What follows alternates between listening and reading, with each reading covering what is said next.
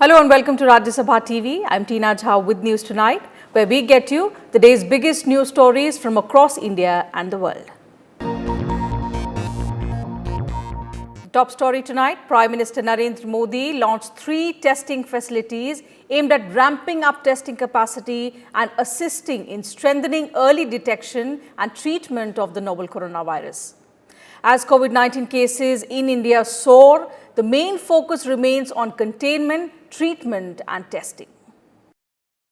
Prime Minister Narendra Modi launched COVID-19 testing facilities in Noida, Mumbai and Kolkata via video conferencing on Monday. These laboratories will be able to test over 10,000 samples per day.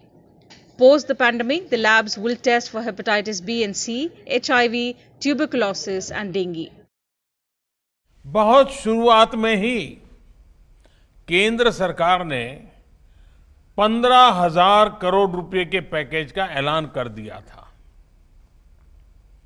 Isolation centre हो, Covid special hospital हो, testing, tracing और trekking से जुड़ा network हो, भारत ने बहुत ही तेज गति से अपनी क्षमताओं का विस्तार किया।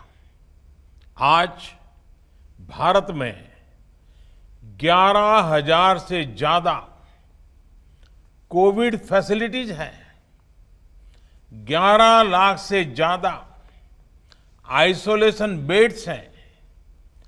आज भारत में 5 लाख से ज्यादा टेस्ट हर रोज हो रहे हैं और आने वाले हफ्तों में इसको 10 लाख प्रतिदिन करने की कोशिश हो रही है। Prime Minister Modi said that India is in a much better situation in the fight against the COVID-19 pandemic because of the right decisions taken at the right time. जो हमारे पास गांव-गांव में सरकारी और प्राइवेट डिस्पेंसरीज हैं, clinic हैं, उनको ज्यादा सक्षम भी बनाना है। ये हमें इसलिए भी करना है ताकि हमारे गांवों में कोरोना से लड़ाई कमजोर न पड़े। अभी तक गांवों ने इसमें बहुत अच्छा प्रदर्शन किया है। हमारे देश के टैलेंटेड वैज्ञानिक कोरोना वैक्सीन के लिए तेजी से काम कर रहे हैं, लेकिन जब तक कोई प्रभावी दवा या वैक्सीन नहीं बनती, तब तक मास्क, 2 गज की दूरी, हैंड सैनिटाइजेशन की हमारा एकमात्र विकल्प है, एक प्रकार से एकमात्र हथियार है। हमें खुद भी बचना है और घर में छोटी बड़ी आयु के सभी परिजनों को भी बचाना है। मुझे विश्वास है कि कोरोना के खिलाफ लड़ाई हम सभी मिलकर लड़ेंगे भी और जीतेंगे भी। As cases rise in India, the focus remains on test, track and treat. Over 1,68 lakh samples have been tested so far, with over 5,15,000 samples, the highest ever tested on Sunday. India is testing close to 11,000 samples per million people. From one testing facility in February, India now has 1,310 testing laboratories across the country. India also continues to ramp up sample testing. In April, over 28,000 samples were tested on an average per day, which increased to over 94,000 in May, over 1,66,000 in June, and over 3 lakh as on 26th of July. During his monthly radio address Mann Ki Baat on Sunday, Prime Minister Modi urged citizens to take a pledge of freedom from the pandemic on 15th August and also resolve for a self-reliant India. He added that wearing masks and social distancing has to continue as the virus is as lethal as it was in the beginning. Bureau Report, Rajya Sabha TV. Another day of highest single-day spike of nearly 50,000 cases has pushed India's COVID-19 infections to over 14 lakh. However, the recoveries on Sunday were one of the highest ever in a single day. 31,992 COVID-19 patients were cured and discharged in the last 24 hours. India crossed 14 lakh case count in 179 days. With 49,931 people testing positive for coronavirus in a day, India's COVID-19 tally crossed 14 lakh on Monday. While India has been recording over 45,000 new infections for the last 5 days, this has been the biggest spike. The death toll rose to 32,771, with 708 fatalities recorded in a day. However, recoveries now exceed active cases by over 4.32 lakh. Active cases in India stand at over 4.85 lakh, while the recoveries are over 9 lakh. The recovery rate has now inched closer to 64%. The case fatality rate is progressively falling and currently it is 2.28%. India has one of the lowest fatality rates in the world. Overall, 5 states with the biggest 24-hour jump in total cases are Maharashtra, Andhra Pradesh, Tamil Nadu, Karnataka and Uttar Pradesh. Other states that recorded biggest single-day spikes in total cases are Gujarat, Madhya Pradesh, Haryana, Punjab and the Andaman and Nicobar Islands. 5 most affected states by total tally of cases are Maharashtra, Tamil Nadu, Delhi, Andhra Pradesh and Karnataka. Andhra Pradesh overtook Karnataka to become the 4th most affected state by total cases. The state has added 48% of its total cases in the past 7 days. 85% COVID-19 related deaths are being reported from 7 states, while Maharashtra, the worst hit state, reported 13,656 deaths. Tamil Nadu recorded 3,320 deaths. Delhi 3,827 deaths, Gujarat 2,326 fatalities, Karnataka 1,878 deaths, UP 1,426 and West Bengal has reported 1,372 fatalities so far. Bureau Report, Rajya Sabha TV. Describing the COVID-19 pandemic as the worst global health emergency so far, the World Health Organization has called for strict adherence to health measures in order to overcome it. On Monday, global COVID-19 infections crossed 16.4 million, including over 6.5 lakh deaths. With over 8.4 million infections, the Americas account for more than half of the global cases. Europe has more than 3.21 million cases. The United States leads the tally with more than 4.3 million cases and nearly 1.5 lakh fatalities. This is the 6th time a global health emergency has been declared under the international health regulations, but it's easily the most severe. Almost 16 million cases have now been reported to WHO and more than 640,000 deaths. And the pandemic continues to accelerate. In the past 6 weeks, the total number of cases has roughly doubled. Latin America had over 4.3 million COVID-19 cases on Monday, with nearly 2.4 million cases reported from Brazil. Rio de Janeiro has cancelled the traditional New Year celebrations at Copacabana this year in view of the coronavirus. Some European countries are experiencing an infection resurgence, forcing authorities to tighten control measures. Spain reported over 1,000 fresh cases on Monday, bringing its total tally to over 3.1 lakh cases. Most new cases have been concentrated in Catalonia and neighboring regions. Spain has implemented mandatory face coverings in most regions, while most affected areas, including Barcelona, call for people to stay at home. Norway has imposed a 10-day quarantine on people returning from Spain. Britain has also reimposed a 14-day quarantine for people returning from the country. France is asking its citizens to avoid traveling to Spain's Catalonia, following a spike in COVID-19 cases in the region. Germany is also facing several localized outbreaks. A Bavarian farm has been quarantined after more than 170 workers tested positive for the virus. Australia's Victoria state continues to register new clusters of cases. 532 new cases were reported in the state on Monday. Japan recorded 839 new coronavirus infections in a day, with nearly 1,000 deaths. Tokyo reported 239 cases, while Osaka had 141 new cases. China reported 61 new coronavirus cases on Monday. 41 were from the recent outbreak in Xinjiang region. Hong Kong has mandated masks in all public places from 4th of August due to a surge in cases. South Korea had 25 new coronavirus cases on the day. Its caseload is over 14,000 with 299 deaths. Meanwhile, North Korea has declared an emergency and imposed a lockdown in Kaesong as its first suspected COVID-19 case was reported on Sunday. Vice President M. Venkaiah Naidu has once again urged people not to stigmatize coronavirus patients. He also emphasized on the need to allow people to give a dignified farewell to those who lose their lives to COVID-19. Don't stigmatize COVID-19 patients, Vice President M. Venkaiah Naidu has said in his latest Facebook post, reminding everyone that the need of the hour is to fight prejudice against patients. He said India has been known as the land of tolerance and such behavior is against age-old Indian traditions. I get anguished whenever I come across instances of ill treatment or harassment of COVID-19 patients or health workers who caught the infection in the line of duty. The need of the hour is to fight prejudice and nip it in the bud.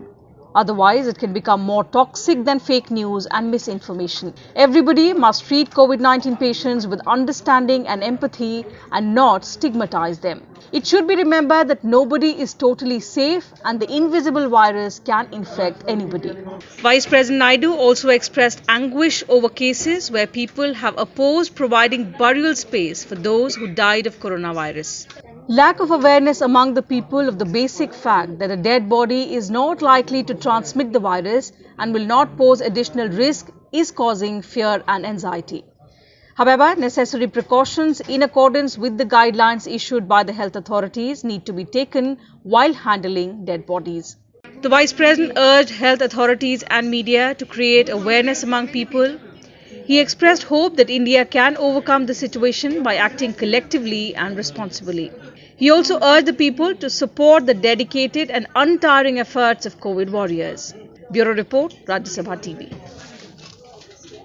And the Vice President has also emphasized on the need to teach children how to navigate through the misinformation and fake news.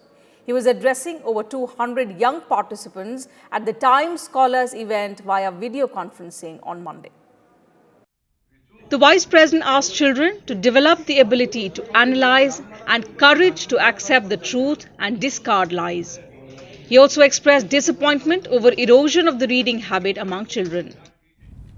Circumstances also demand that we teach them to navigate through all the misinformation and fake news that infest the media landscape, especially the new media environment today. Like the legendary bird, the Hamsa, our children must be able to assimilate and absorb the truth and discard the lies. I am certain that initiatives like the Times Scholar will certainly help mold a generation of scholarly youngsters who read to broaden their horizons, raise their aspirations, and discover that reading and learning can be truly pleasurable activities. Observing that COVID-induced disruption in academic schedule has caused anxiety and stress among many students, the Vice President advised them to not get disturbed by events that are beyond one's control. He also advised students to practice yoga regularly to improve their physical fitness and also overcome stress and anxiety. For instance, the pandemic-led disruption in the academic schedule must have caused anxiety and stress among many students. It is in such circumstances that one should remain imperturbable and not get disturbed by the events which are beyond one's control. All of you are young and need to develop a strong emotional quotient and the ability to weather ups and downs in life. Chemicals and Fertilizers Minister Sadananda Gowda on Monday released the guidelines for 4 schemes for the development of bulk drug and medical device parks across the country. While addressing the press conference in New Delhi, he said the idea is to cement India's position as a global drug supplier. My colleague Leena Sharma brings us this report. India's pharma sector is currently valued at around $40 billion, but the government believes it has the ability of achieving a target of $100 billion by 2024 with the right support. Addressing a press conference, Union Minister Sadananda Gowda said the sector can help achieve the goal of India being a $5 trillion economy by 2025. He hopes that such schemes will prove to be a turning point for the pharma industry. Today also, he sent a beautiful message to us wherein he said that we should be a global leader as far as pharma sector is concerned. The details of these schemes have been also drawn up very meticulously and with much care after having in-depth consultations with the stakeholders, including the industries and state governments. The minister said that supported by both central and state governments, these bulk drug and medical device parks will be based on plug-and-play model with prior regulatory approvals, state-of-the-art infrastructure, excellent connectivity, affordable land, competitive utility charges and a strong R&D ecosystem among other things. Hoping to see India become a front runner in the pharma sector, Sadananda Gowda said the drugs and medical devices parks will attract significant investment and latest technology, helping make India a global pharmaceutical hub and also give a boost to the country's economy. Leena Sharma's report for Rajya Sabha TV. RBI Governor Shaktikant Das on Monday highlighted 5 major dynamic shifts in the country, which, when converted into structural transformations, will lead to sizable benefits for the economy. The RBI Governor underscoring 5 positive economic shifts that are underway. Addressing members of the Confederation of Indian Industry National Council, he mentioned fortunes shifting in favor of farm sector, the changing energy mix in favor of renewables, infrastructure as a force multiplier for growth, leveraging information and communication technology and startups to power growth, shifts in supply and value chains. Speaking on agriculture, the RBI Governor said 3 recent ordinances will unleash major reforms in the sector. On energy, he said India is emerging as a power surplus country owing to developments in renewable energy segment.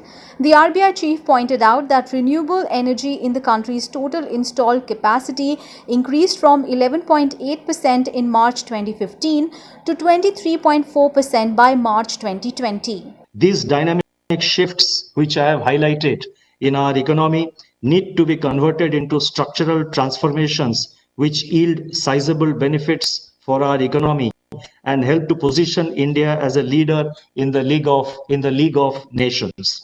They involve testing challenges but also the reaping of significant rewards. Indian industry will have the pivotal role in what could be a silent revolution. Das also made a strong case for stepping up investments in infrastructure to restart the economy reeling under the COVID-19 pandemic. He said both private and public sectors have to play an important role in developing infrastructure that requires huge investments. The RBI Governor also took note of the global regulatory challenges like the recent temporary work visa freeze by the Trump administration on India's ICT sector. He suggested that India can leverage the rising shifts in global value chains and enhance its share in these value chains. He said that the bilateral trade deals with the US, UK and EU could fortify India's position in global value chains. This is Kriti Mishra's report for Rajya Sabha TV. And Minister for Consumer Affairs, Food and Public Distribution, Ramvilas Paswan on Monday launched the Bureau of Indian Standards mobile application BIS Care. He also launched 3 other portals, the Standardization, Conformity Assessment and Training portals of eBIS on www.manakonline.in for consumers. Speaking about the plan to implement One Nation, One Standard, Paswan said BIS has formulated a scheme to recognize other standard development organizations in the country with the objective of harmonizing standard formulation. It is under examination and will be launched soon. At a press briefing, Paswan said all the provisions of the Consumer Protection Act 2019 are in force since 24th of July 2020, along with the Consumer Protection Rules 2020. The new Consumer Protection Act 2019 was implemented from 20th of July.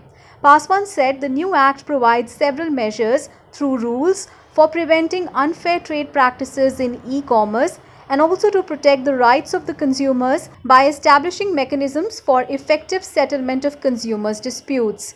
He said the central government has accordingly notified the Consumer Protection Rules 2020. Paswan added that the rules will apply to all goods and services bought or sold over digital or electronic networks, all models of e-commerce including marketplace like Amazon and Flipkart, and inventory models where the e-commerce entity also owns the stocks. On the diplomatic front, India on Monday handed over 10 railway locomotives to Bangladesh. The move comes just days after the two sides marked a significant achievement in maritime connectivity. Akhilesh Suman gets us details of the handover ceremony. In a move that will enhance rail cooperation and empower bilateral ties with Bangladesh, India on Monday handed over 10 railway locomotives to the neighbouring country. The virtual handing over ceremony was attended by External Affairs Minister S. Jaishankar and Railway Minister Piyush Goyal. For Bangladesh, Minister of Railway Mohammad Nurul Islam Sujan and Minister of Foreign Affairs Dr. Abul Kalam Abdul Momin received the broad gauge locomotives. Speaking on the occasion, S. Jaishankar highlighted the depth of the relationship between India and Bangladesh. The pandemic has also forced us to come up with innovative solutions aimed at minimizing disruption to our supply chain logistics. Thanks to our well-timed efforts, the business communities of the two countries have started utilizing freight trains for transporting commodities and raw materials for manufacturing industries. The movement of freight via rail has also ensured the supply of essential commodities, and they continued undisrupted. Railway Minister Piyush Goyal underscored the significance of railway cooperation in enhancing bilateral trade and connectivity between the two countries. These locomotives will be useful in handling the growing freight train operations between India and Bangladesh. To suit the Bangladesh Railways requirement and ensure the usability of these locomotives, they have been modified to suit your conditions. The handing over of the locomotives fulfills an important commitment made during the visit of Bangladesh Prime Minister Sheikh Hasina to India in October 2019. All 10 locomotives have a residual life of 28 years or more and are designed for speed of up to 120 kilometers per hour. They've also been modified keeping with the requirements of Bangladesh Railway. Since international land routes were closed during COVID-19 pandemic situation, railways have proved very effective for cooperation between India and Bangladesh. During this period, 103 freight trains have run between the two countries, and India has sent many essential items including medicines to Bangladesh. India and Bangladesh have also started parcel and container services by railways. Akhilesh Suman for Rajya Sabha Television in Delhi. In the other big story of the day, the first batch of 5 Rafale jets took off from France for India on Monday. Travelling nearly 7,000 kilometers with air-to-air refueling and a single stop en route in UAE, the aircraft will arrive in India on Wednesday. They will be inducted into the Indian Air Force fleet at the Ambala Air Base in Haryana. The final induction ceremony will take place in the second half of August. More details in this report. Rafale fighter jets bound for India, taking off from the Mérignac Air Base near Bordeaux in France.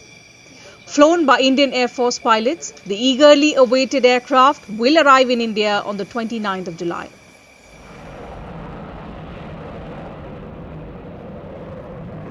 The Indian Embassy in France called it a new milestone in the strong and growing India-France defence cooperation.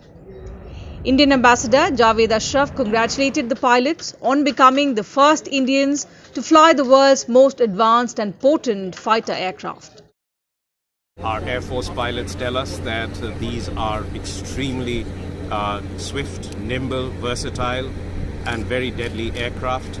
You might call them, they are both beauty and beast.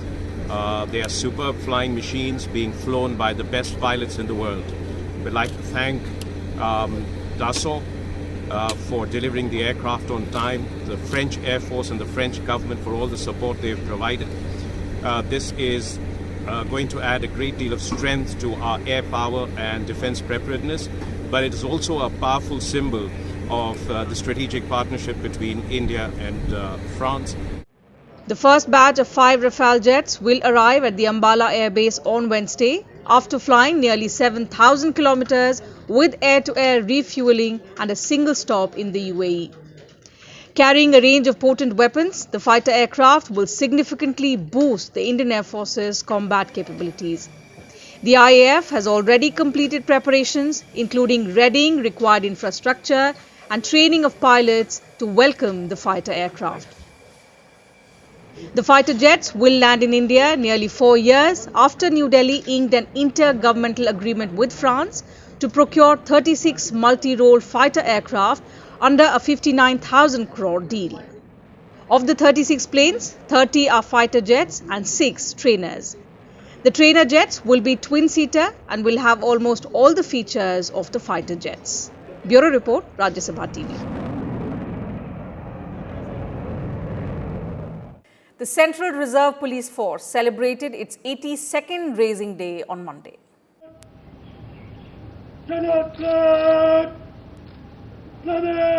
A function was held at the CRPF headquarters with MOS Nityanand Rai as the chief guest. Vice President Venkaiah Naidu, Prime Minister Narendra Modi and Home Minister Amit Shah greeted the soldiers for their courage and valor. On Twitter, Vice President Naidu called CRPF the peacekeepers to the nation, adding that CRPF is synonymous with a dedication and commitment towards duty and national security. He congratulated the personnel and their families.